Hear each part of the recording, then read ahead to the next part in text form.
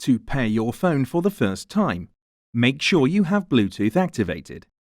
Next, switch the ignition on and touch Tap to connect phone. The vehicle system is now discoverable. Go to the Bluetooth settings on your phone and search for new devices.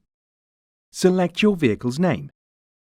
A passkey may be generated for certain phone models, and a confirmation message will appear on your phone and the vehicle's touchscreen.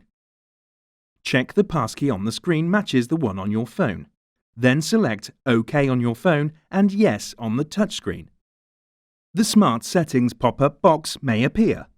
Select Yes or No to personalize your vehicle. If pairing is successful, your phone's name will be displayed. The vehicle now automatically connects to your phone. Next, select the phone shortcut to take you to the phone screen. Once your phone is paired and connected, a message may appear on the phone asking if you want to download the phone's contacts to the vehicle.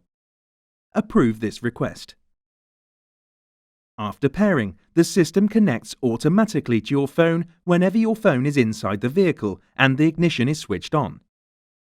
To pair an additional phone, or to change to another paired phone, touch Options followed by Change Phone. Touch Pair a new device or select from the list of paired phones.